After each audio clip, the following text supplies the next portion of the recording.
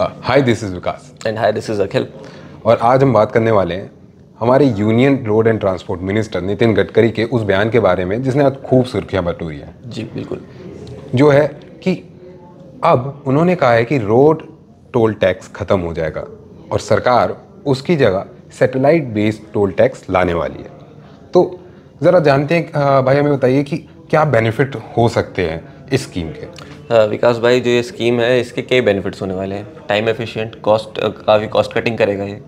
तो आपको जैसे बता दें कि ये टाइम एफिशिएंट कुछ इस तरीके से होने वाला है क्योंकि ये हमारा जो अमाउंट होता है वो डायरेक्ट खाते से काटेगा। इससे पहले कि हम जैसे जानते हैं कुछ सालों पहले तक पे स्लिप्स चलती थी। पे स्लिप्स के अंदर हमारा 10 से 11 मिनट का on an average waiting time होता था जिसकी वजह से बहुत ज़्यादा लाइनें लग जाती थी। जी बिल्कुल। और फिर उसके बाद में उसको अपग्रेड करके फास्टैग पर लाए। फास्टैग का भी ऑन एन एवरेज टाइम जो है वो 1 मिनट का है। तो कहीं ना कहीं वो भी एक अभी भी समस्या है। हाँ, मान लीजिए 5 से 7 लोग हैं तो कहीं ना कहीं हर किसी को 1-1 मिनट भी लग गया जी, तो 7 मिनट्स का लैग ऑन एन एवरेज बिल्कुल कोई भी फेस कर सकता है। जी बिल्कुल। और वो कभी कभार बढ़ भी जाता है क्योंकि टेक्नोलॉजी है। कभी ना कभी ऐसा होता है कि वो स्कैन नहीं कर पा रहा है।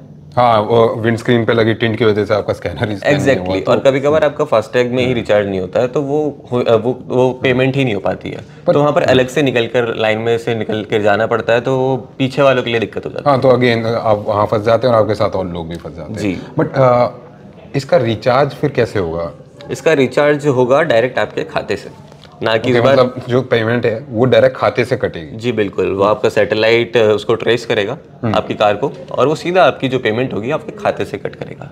ना कि आपको अपने खाते से फास्टैग को रिचार्ज करना पड़े, फिर फास्टैग से आपका वॉलेट में रिचार्ज होगा। तो कई बार ऐसा देखा गया है कि वॉलेट में आपने रिचार्ज किया, थोड़ा भी आप लेट हो गए, वो रिफ्लेक्ट करने में टाइम लग गया तो आप फिर से टोल पे फंस गए। एग्जैक्टली। तो ये काफ़ी सिंपलर और शॉर्टर वे है इस तो बेसिकली चैलेंजेस पे वर्क करने के लिए। जी।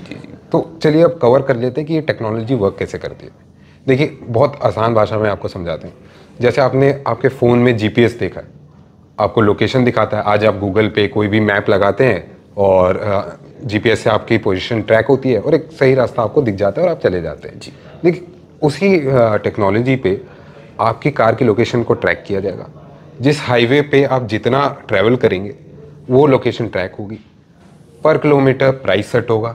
अब आपको मान लीजिए आप दिल्ली से आगरा जा रहे हैं और आपको बीच में कहीं किसी छोटे शहर या गांव की तरफ उतरना है, तो आप पूरे टोल का पैसा नहीं देंगे। आपकी जीपीएस लोकेशन पे जितना आपने हाईवे यूज़ किया है उसी के हिसाब से कॉस्ट कट के आपके बैंक अकाउंट से कट जाएगा।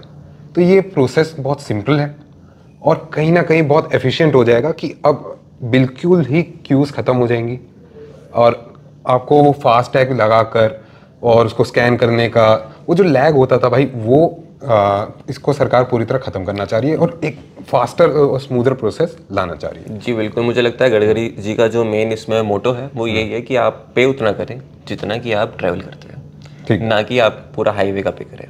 तो सबसे प्लस पॉइंट इस स्कीम का यही रहेगा कि आप उतना ही पे करेंगे जितना कि आप ट्रैवल करने वाले हैं। तो आई थिंक ये स्कीम बहुत सही है, लेकिन हम काफ़ी टाइम से देख रहे हैं कि सरकार इसके बारे में बात कर रही है। तो कितनी जल्दी, क्योंकि चुनावी साल है और अभी तो आचार संहिता भी लागू हो रखी है, तो देखने वाली बात होगी कि कब सरकार इसको लागू करती है और क्या इंडिया जैसी बड़ी कंट्री में ये इतनी जल्दी लागू हो के इफेक्ट में आ भी पाएगा कि नहीं, ऑपरेशनल चैलेंजेस क्या हो पाएंगे।